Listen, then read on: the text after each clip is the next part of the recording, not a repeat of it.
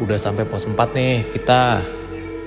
Lah, emangnya kapan kita udah ngelewatin pos 3? Udahlah, nggak usah dipikirin. Kita buka tenda aja di sini. Pas lagi istirahat, tiba-tiba aja ada benda jatuh dari atas pohon. Kaget lah itu mereka semua.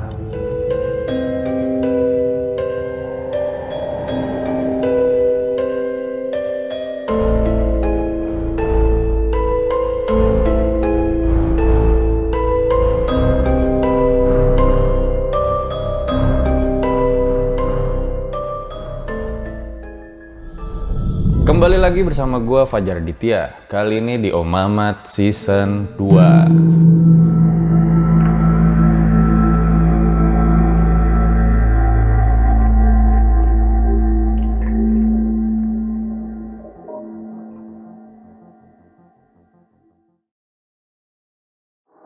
Terima kasih buat kalian yang telah klik video kali ini. Jadi guys, gue udah lama nih nggak cerita tentang gunung. Nah, untuk mengobati kerinduan ini, cuy, makanya kali ini gue punya satu cerita yang menurut gue, wah, gila sih. Cerita dari Rizal yang berjudul Menantang Penghuni Sumbing. Ya nanti kalian lihat sendirilah ceritanya kayak gimana. Sebelum gue mulai kayak biasa, dukung terus karya-karya RJ5 dengan cara subscribe, like, comment, share video ini sebanyak-banyaknya biar gue makin semangat bikin videonya. So, gue rasa langsung saja berikut adalah ceritanya.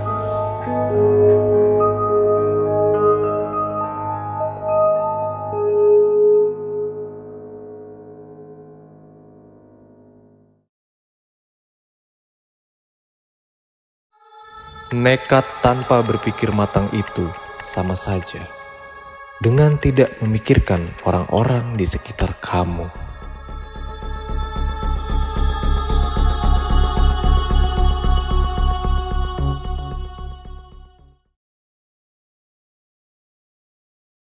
Cerita ini dialami oleh Rizal tahun 2016 saat dia lagi suka-sukanya tuh ngedaki gunung. Jadi saat itu Rizal punya rencana nih pas liburan nanti pergi mendaki Gunung Sumbing bersama 5 orang temannya, yaitu Anto, Dawir, Jotir, Vita, dan juga Dea.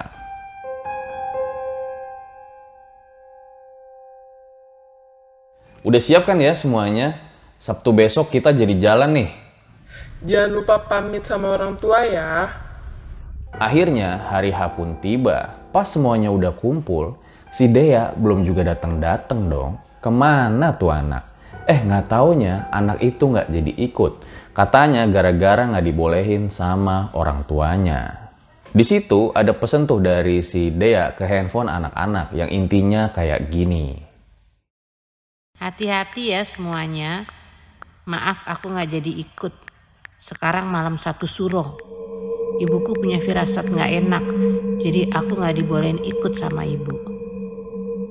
Pas anak-anak lagi baca pesan si Dea tuh, tiba-tiba si Dawir ngomong kayak gini. Wah, pas banget nih. Apaan yang pas? Udah kayak ngisi bensin kau. Si Rizal sama anak-anak yang lainnya kayak udah punya firasat nggak enak nih sama si Dawir. Karena emang kalau kata Rizal, bocah ini tuh anaknya nekat banget demi apapun yang dia mau. Singkat cerita, berangkatlah tuh mereka dari rumah sekitar jam 11 siang pakai motor. Dan nggak lama sampai di base camp, istirahat lalu ngurus si Maxi. Saat itu kondisi pendakian lagi sepi. Kalau kata si Rizal nih, cuman 3 rombongan aja yang naik gunung pada hari itu. Itu pun udah dari pagi. Akhirnya sekitar jam 2 siang mereka pun berangkat dan gak lupa untuk berdoa terlebih dahulu. Di awal pendakian, Rizal sama yang lainnya sepakat nih nggak gunain jasa ojek sampai pos 1. Jadi mereka lebih milih buat jalan kaki aja. Sekitar 2 jam mereka jalan terus tuh dengan medan yang berbatuan dan juga pemandangan kebun warga di kiri dan di kanan. Nah, baru aja di awal, tapi ternyata mereka udah nemuin sebuah kejanggalan. Jadi si Vita itu ngeliat ada jejak kaki orang yang nginjek-nginjek tanaman warga setempat. Tapi jejak kaki itu cuma 1 doang, nggak sepasang.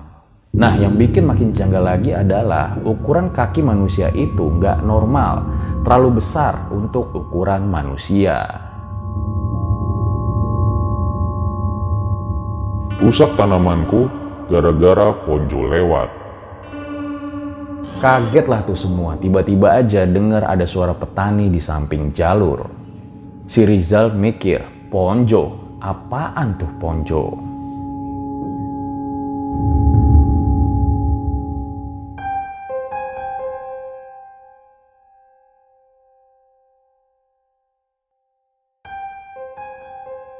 Buat kalian yang punya pengalaman horor nyata, bisa kirim cerita kalian ke email rj5 atau DM Instagram rj5.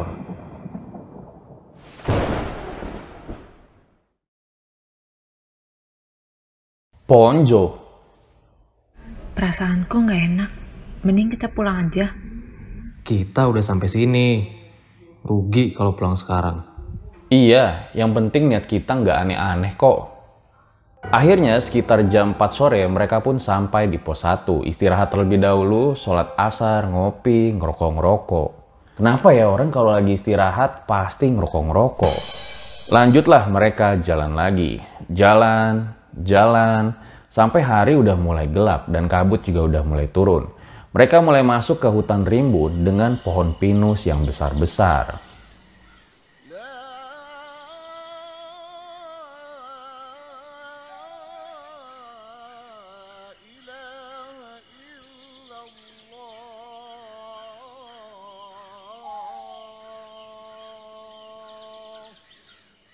Terdengar samar-samar suara azan maghrib dan mereka pun mulai mengatur nih formasi barisan biar nggak terpisah satu sama lain. Ada Anto, Dawir, Jotir, Vita, dan Rizal yang paling belakang. Siap-siap nih. Saat mereka lagi berjalan, tiba-tiba aja nih si Rizal dengar kayak ada suara langkah kaki di belakangnya. Dan karena penasaran dia nengok dong ke belakang. Dan ternyata ada sosok petani tadi yang sore dia ketemuin persis di belakangnya. Hati-hati nak, temanmu diawasi dan dijaga baik-baik. Setelah ngomong kayak gitu, petani tadi langsung hilang. Loh. Si Rizal mikir nih, apa dia cuman halusinasi? Kira-kira temen-temennya itu pada lihat nggak ya yang dia lihat barusan? Pas Rizal lagi mikir, tiba-tiba aja si Vita nepuk-nepuk tuh pundaknya si Rizal. Dan Rizal pun hanya bisa memendam pertanyaan itu. Mereka terus berjalan sampai mulai udah ngerasa lelah, mulai kerasa dingin juga nih. Di tengah perjalanan dari pos 1 ke pos 2, mereka akhirnya istirahat. Nah, disinilah seremnya. Pas lagi istirahat, tiba-tiba aja ada benda jatuh dari atas pohon. Kagetlah itu mereka semua. Bendanya itu kayak gumpalan rambut, tapi basah dengan cairan merah kental sedikit hitam. Kayak darah kali ya maksudnya si Rizal ini. Rizal dan semuanya ngeliat tuh kejadian aneh barusan. Tapi dia kayak nggak mau bahas di tempat itu. Dia pura-pura aja nggak terjadi apa-apa, agar memang pendakian masih dalam kondisi yang aman. Singkat cerita, mereka terus melanjutkan perjalanan. Kali ini si Anto sama Rizal ganti posisi nih. Jadi si Rizal paling depan, si Anto paling belakang. Lagi-lagi nih, ada aja yang mereka alamin. Setelah berjalan kurang lebih 1 jam, Rizal itu ngeliat banyak orang pakai baju putih, melingkar gitu. Kayak lagi ngaji ya, tepat ada di pos 2. Kira-kira nih, apa yang bakal dihadapin lagi sama si Rizal?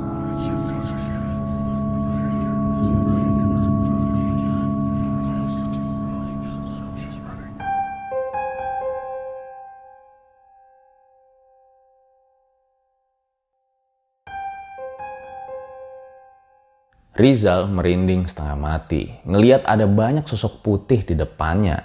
Dia pikir pada saat itu mungkin dia doang tuh yang lihat sosok itu. Sampai-sampai ada yang teriak kayak gini. Anjing, apa itu? Nggak ada apa-apa, nggak usah bikin panik.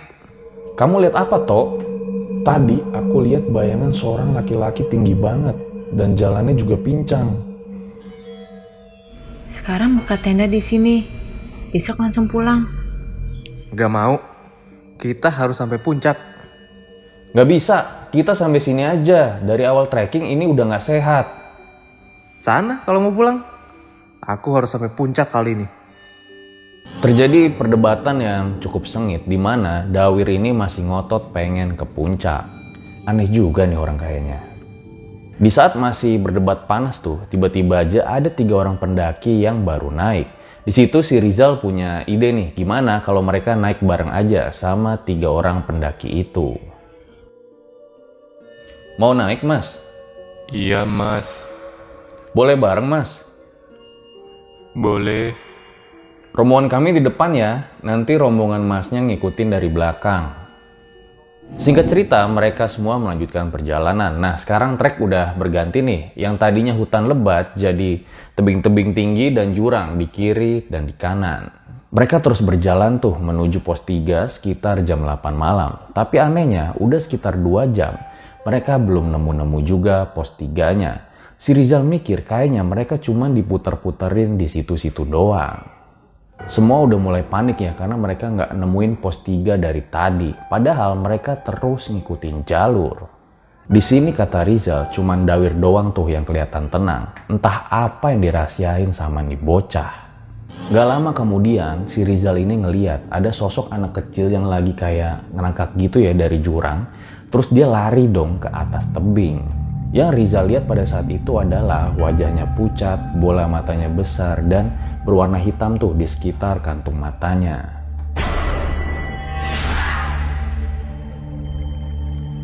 Semuanya panik dong, kaget, nggak ngerti kenapa mereka harus ngalamin hal-hal kayak gini terus. Ditambah lagi, 3 orang pendaki yang ikut mereka sekarang udah hilang. Gila juga ya, jadi 3 orang pendaki itu malah hilang juga guys. Situasi jadi makin chaos ya karena si Vita ini udah nangis nggak karuan, ditambah lagi jam tuh udah nunjukin jam 12 malam. Untungnya mereka tuh kayak ngelihat samar-samar gitu ada lampu tenda dari pendaki lain. Jalanlah tuh mereka ke sana. Dan disinilah mereka kaget kalau ternyata mereka udah ada di pos 4. Udah sampai pos 4 nih kita. Lah, emangnya kapan kita udah ngelewatin pos 3? Udahlah, mau usah dipikirin. Kita buka tenda aja di sini. Singkat cerita, mereka berusaha tuh buat berpikir positif. Ya, walaupun mereka juga masih bingung. Kan pos 3 belum lewat, kok bisa nyampe ke pos 4?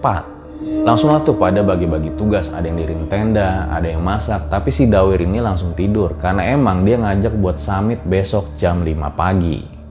Pas udah makan, lagi santai-santai ya, anak-anak ngomong kayak gini. Kalian berasa aneh gak sih sama pendakian kali ini? Si Dawir aneh banget gelagatnya. Dia yang paling semangat banget tuh buat ke puncak. Iya juga ya, padahal dari pos 1 kan kita udah pengen pulang sebenarnya. Rasanya capek banget malam ini ya. Kamu sih naik gunung malah bawa kapal. Hah? Kok kapal? Ya kapal api kan.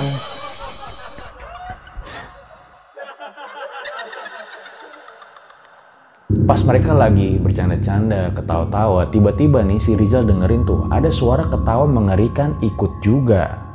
Pas dilihat ke arah suaranya, disitulah pada kaget semua. Jadi Rizal ini kayak ngelihat ada sosok berkain putih dengan rambutnya yang acak-acakan. Kalau menurut si Rizal itu sosoknya bener-bener nyeremin banget ya, karena mukanya itu hancur sampai-sampai rahangnya itu kayak mau copot gitu.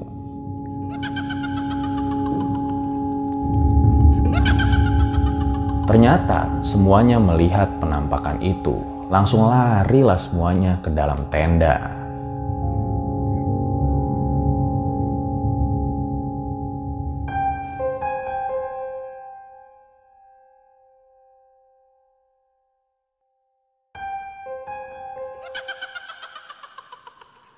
Sekarang mereka udah ada di dalam tenda dan barang-barang di depan pun pada ditinggalin. Ya iyalah, siapa yang mikirin barang-barang? Singkat cerita setelah semuanya ngeliat penampakan itu pada tidur tuh di dalam tenda. Kecuali si Rizal sama Anto yang emang bocahnya lagi susah tidur. Sampai-sampai si Anto ini kebelet pengen kencing. Jadi dia sempat minta temenin Rizal tuh, tapi Rizal kayaknya males. Makanya Anton keluar sendirian buat kencing. Selang berapa waktu si Anto balik lagi nih ke tenda. Tapi nih bocah kayak pucat gitu mukanya dan badannya juga kayak gemeter gitu. Dia diam doang gak ngomong apa-apa. Nah apa lagi nih bocah? Gak lama setelah kejadian itu, tiba-tiba aja ada suara pendaki yang kayak baru pada datang nih. Jadi ada suara di sebelah kanannya Rizal kayak pendaki ini lagi pada buka tenda. Wah, ada orang nih. Pas banget si Rizal lagi gak bisa tidur tuh. Makanya dia coba keluar. Pas di luar gak ada siapa-siapa. Tapi lagi-lagi ada satu sosok pria tua dengan rokoknya yang beraroma menyan yang dilihat sama si Rizal ini. Saya sedang tidak menerima tamu. Kalian semua pulang saja. Sesajen. Pas pria tua itu lagi ngomong, tiba-tiba aja datang kayak harimau gitu, nerekam si pria tua tadi. Kayaknya si Rizal ini juga bukan orang biasa deh. Karena makin serem, langsung dah tuh masuk ke dalam tenda si Rizal. Anto pun yang belum tidur nanya kayak gini. Lihat apa barusan? Tadi aku waktu mau buang air lihat Ponjo. Tahu dari mana itu Ponjo? Kamu ingat dengan pria tua yang kemarin bilang Ponjo? Itu sama persis Jal. Badannya tinggi besar, kakinya hanya satu, lehernya terlihat bengkok ke kiri. Sosok itu hanya bilang tumbal. Tumbal?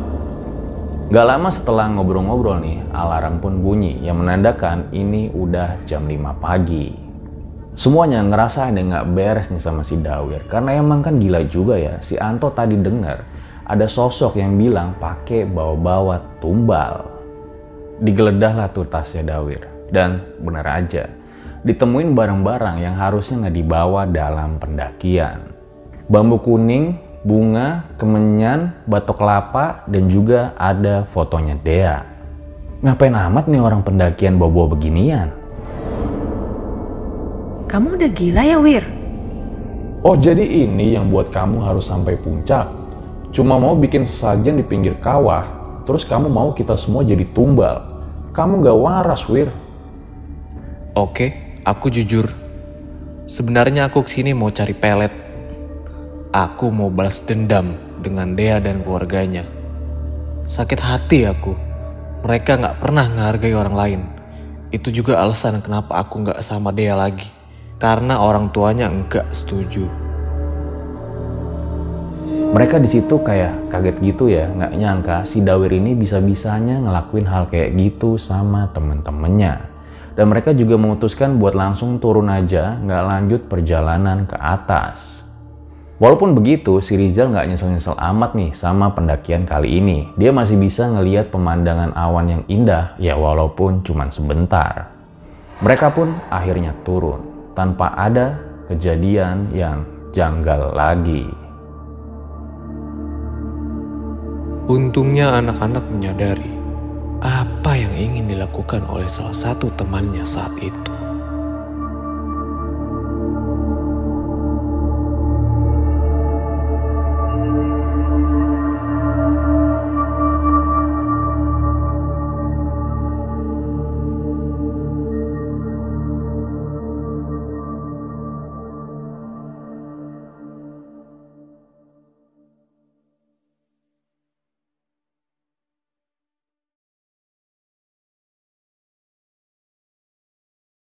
Itu dia guys, sebuah cerita yang luar biasa sekali dari Rizal ya, pengalaman horornya saat mendaki Gunung Sumbing. Tapi gue masih nggak habis pikir sih, kok bisa-bisanya ya si Dawir ngelakuin hal kayak gitu. Ya kita ambil hikmahnya aja lah ya, dimana nekat tanpa berpikir panjang, itu sama aja ngerugiin orang-orang yang ada di sekitar kalian. Gue rasa cukup demikian episode Om Ahmad pada kali ini. Terima kasih buat Rizal yang telah ngizinin cerita ini dibacakan di RJ5. Gue Fajar Ditya, RJ5 undur diri. Ciao.